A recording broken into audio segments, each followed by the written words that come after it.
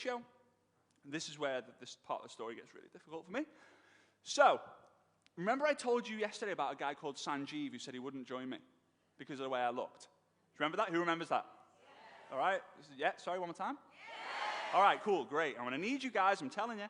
So, I go to Sanjeev, I get this text, I get out, and he says, no, it's not for me. I was absolutely devastated. Now, I'd got a team going on. It was from basically my 4 best mates who, as a lot of you guys know, we celebrated in the pub, we drowned our sorrows in the pub, our business meetings were in the pub, our leadership meetings were in the pub, our culture building exercises were in the pub, everything was in the pub. The pub should have changed their name to our names or our team names, right? It was getting that bad. So I got into attraction marketing, went to go meet Sanjeev. Sanjeev tells me it's not for me. But as I go upstairs, back in the house, I come back from Birmingham, walked upstairs, opened my laptop, and I'd had a message from someone. I had a message from someone on Skype. Now, back then I had a killer strategy on Skype. It works the exact same way as I teach on Facebook, but it just worked on Skype. He messaged me to say, hey, I've seen some of your Facebook posts. I would love to get together. I've been in network marketing before. I'm taking a little bit of a break, but I really am excited to see you. And he was a Russian guy, and his profile photo, he looked like he was in the mafia. Like, I'm talking like slick, black, long ponytail, tall guy, big guy, really big, like rounded here. Like, so much so that I remember one time he was like slouching down and he had a plate on his belly, and he could just, I'm actually working on it myself, to be fair, because it saves a little bit of time. You've got to do these exercises. So he goes, I'm a businessman, I'm a Russian businessman. I like to meet face-to-face. So you'd think that I would learn from my mistakes. No. So the gates, so he says, right, where's the house? I said, 11 Victoria Road, Formby. He went, oh, great, that's only about 10 miles from where I live. He was like, awesome. He said, I'll come round tomorrow. Tomorrow? Okay. I am shitting myself all day, petrified of this Russian business, 50-year-old Russian businessman who is the most intimidating person you could ever think of. So he comes to the gates, he rings the buzzer, I let him in, I'm at the front door, I've got ripped shorts on, I've got an H&M t-shirt on that has 2 moth holes in it, I've got no shorts, no socks on, no trainers on, no nothing, couldn't even remember where my glasses were, and he bounces up, kid you not, he walks down from the gates to the house like this. And I swear you could feel the concrete shaking. And I remember he said, hello, Frazer, my name's Sergey. And we're going, hello. Would you like a coffee or a tea? He says, yes. Can I come in? Like, Now, my dad at the time said, you just do it. I'm not going to help you. You've got to I'm throwing you in the deep end here. I just want to see you mess it all up, because chances are you won't join. And I remember opening up the laptop, doing a presentation. I had no tool at the time. The company we were with had nothing. I showed it. He goes, I like this business. And I remember turning to him and said, but do you like me? Not like that. He said, you okay? We can be friends. I was like, oh. So I said, hey, do you want to go out for lunch? He decided to join. He signed up. I went into the other room to pretend I went to go to the toilet. I actually danced in the bathroom, just like, yes, first attraction marketing sign up, let's go. I don't know if you heard me say that, because I did actually shout that out. Went to a lunch, and this is a picture of me and him having lunch. This is him. His name's Sergey. And, you can see I actually did decide to get a cardigan on, on top of my H&M white t-shirt. I still had the shorts on. It was a very weird look. I did put shoes on and stuff. But the funny thing is, I was having that meal thinking, how am I going to say to my first distributor that I can't afford to pay for this? And I was just thinking, please, Mr. and Mrs. Universe, please, Mr. and Mrs. Universe, please, Mr. and Mrs. He's a restaurant owner. Hopefully he just knows to pay for me. I don't know. So we had the dinner, and he paid. I was like, yes. I was celebrating the fact that he paid for the dinner more than I was celebrating him joining. It was weird. We started to build a team. I said, Sergey, who do you know? He said, I know Leonid. I said, let's get Leonid on the phone right now. He rings Leonid up, and he says, Leonid, do you trust me? He says, yes, I trust you. He said, I've just joined the business with this crazy kid from Liverpool, 22-year-old. He looks like a tramp. That's what I'm thinking him saying, because it's all in Russian. I'm thinking, oh, man, no. He's like, yeah, Sergey, I trust you. I in. Introduce me to Frazer. So he comes round to the house. He's another big, rounded guy. Now there's two of them, and they both got leather jackets on. And I'm thinking, have I somehow joined the mafia? Have I just created a mafia, string to my bow? He comes round to the house, and guess what, Leonid? What did we say? What did I tell Sergey to tell Leonid? Hey, Leonid, who do you know? So Leonid goes, I know Tatiana in Moscow. I was like, is my business going to be in Russia? I've got 7 or 8 people in England. Tatiana's on the phone. Hey, Tatiana, I've just joined this business with Sergey and this crazy kid who looks like a tramp in Liverpool. You in? I in this business. What is it? Shit, I've got international business! So I went to the toilet at that meeting, did the little dance. Like this, not. All right. So, Tatiana, I told Sergey to tell Leonid to tell Tatiana, who do you know? I know Yulia. I know Yulia. She lives in Siberia.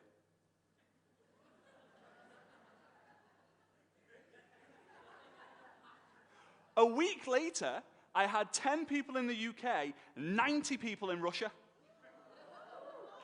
And yeah. However,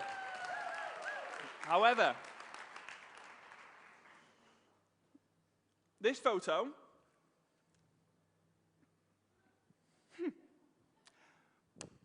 this photo was taken 2010. I can't remember the date exactly, I should do, but I can't right now. 2010. And I remember coming up doing the event, and Sergey came to me because, again, I didn't like to speak on my own. I would intro, then Sergey would do the presentation, then I'd come back and do my story. So Sergey comes up to meet me, and he whispers into my ear. He said, I've got something to tell you. What was my first reaction? Oh, shit, he's going to quit. So I'm all the time in the meeting.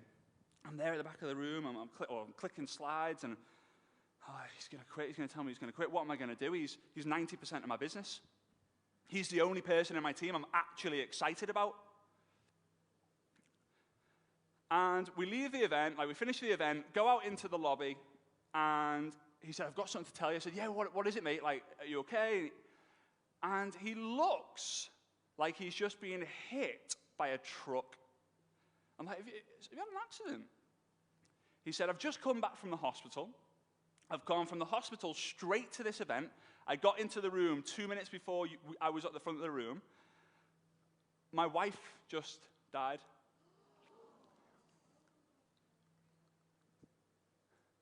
Really? I said, yeah. I said, I didn't know she had a problem. He said, yeah, she's been battling pancreatic cancer. I was like, what? Are you kidding me? And in that moment, I remember feeling, honestly, I'm reliving the story here. I remember feeling inside, how selfish am I? How selfish am I to think he's just going to quit? But in reality, he's just lost everything. And I remember, this isn't even the hardest part of the story to tell. Oh. And I remember All his family was in Russia. Little side story, he was in the mafia back in the day. And he had to leave Russia. So his family is not in the UK. He said, what? It's so hard. I've never told a story so hard. He said, you're my family.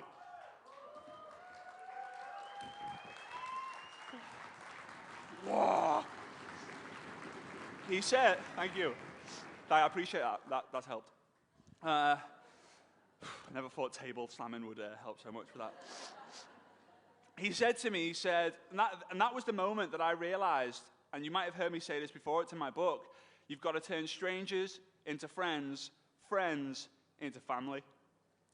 And I remember there was a decision, so a week later, he had his funeral for his wife, and I was there. I'd only known him for 4 weeks at the time. I was there and I was like, I can't go to the funeral. I never met her. I don't know her. I hardly know him. Like, is it weird? And I remember going there, thinking, no, I'm going to go, because what happens if no one else is there? Could you imagine that? No one turning up, because to go from Russia to the UK is not easy. It's not easy. Trust me, I've done it a lot with Svetlana. It's not easy. So I go there, and if you can imagine,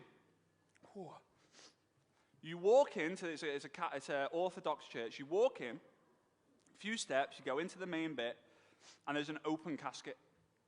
This is the first time I ever met his wife, in the open casket. I walk, you go around, you pay your respects, and as you walk around to the other side, there's a little screen, and behind the screen is where all the family stand. So I walk around, Sergey's there on his own. And as soon as he sees me, you could just see his energy change. He was like, you came.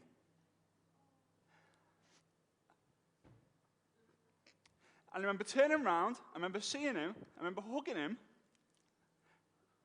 I remember hugging him, and he said these words to me. You've just changed my life. I'm going to change yours.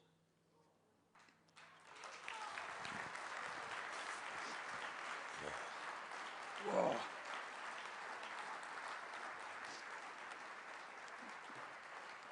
This stranger 4 weeks before, this guy I was intimidated of, this guy I thought, I'm not good enough to be his sponsor. How can I teach a Russian entrepreneur? How can I teach a Russian businessman? This stranger ended up becoming one of my best friends. Yeah, it was like that when I first met him, to be fair. And here's the thing. Here's the crazy thing. We created this social media system. We created this process. We worked through and we traveled around the world. And he said to me, he said, Frazer, you've got to do everything once.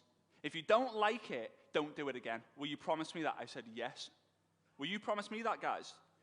The first time you promise you'll do something for the first time, and if you don't like it, you just don't do it again. So, the team started to grow. My mum and dad are here on the far right. Right? We've had a guy in Italy, a couple of guys from the UK, Sergey.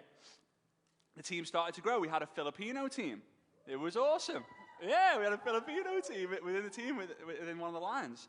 We had a team in Siberia. It started to grow. It was awesome. Then here's a picture of me and Sergey in a theater that we had to hire out in Kazakhstan. And things just started to grow. This was in the UK. This was us. Yeah, that's, yeah. It was like, bro, smile. Okay.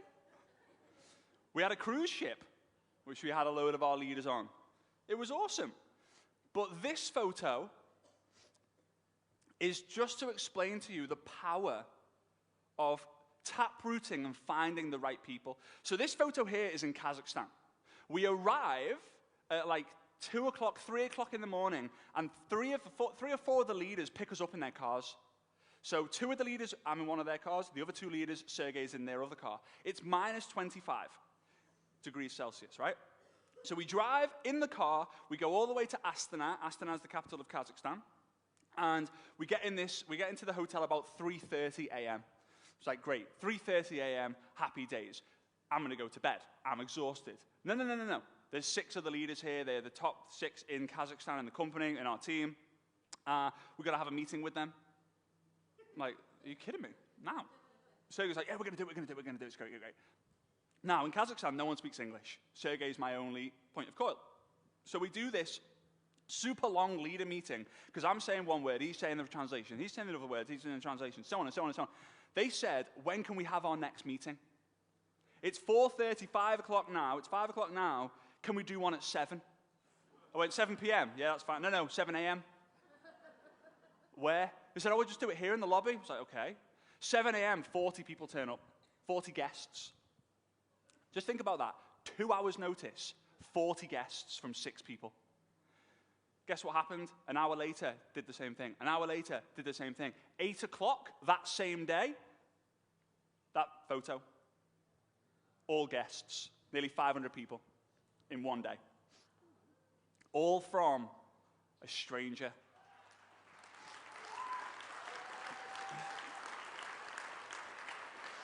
And that is a transformation that we went through.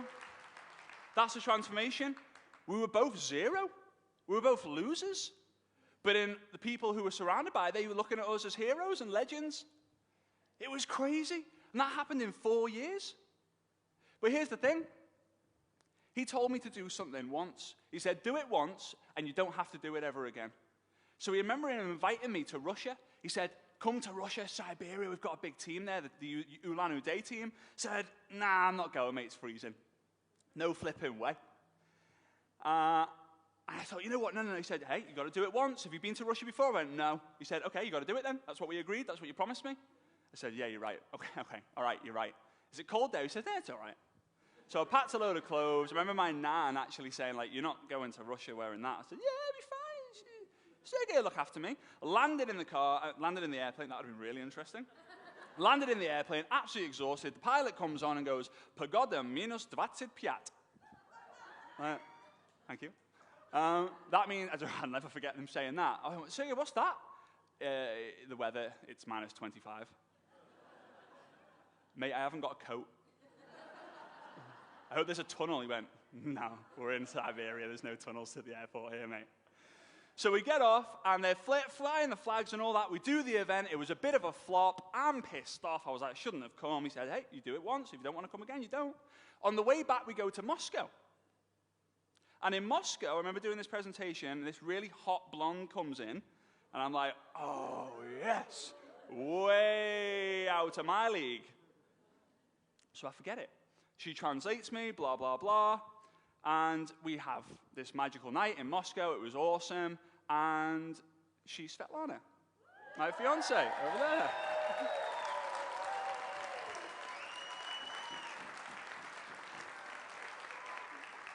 So here's the thing. What did Sergey tell me?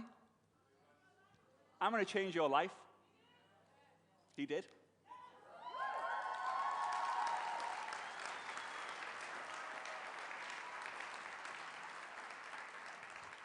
It took me the courage to act outwardly on what I saw inwardly. It took me the courage to speak to people who are better than me. It took the courage for me to get off my arse and actually do the work. It took the courage for me to go to Russia. It took the courage for me to do a presentation at 3 a.m. It took the courage for me to become his friend. It took the courage for me to go to the funeral. It took the courage for me to be his brother. Have you got the courage? Have you got the courage? Yes. Have you? Because I don't think you have. Yes. Do you really? Yes. Show me, how much courage have you got? Yes. It takes courage! It takes courage to get what you want. Nothing else. It takes courage for you to get what you want. It takes courage for you to run. It takes courage for you to take the first step. If I didn't, I would not be here today.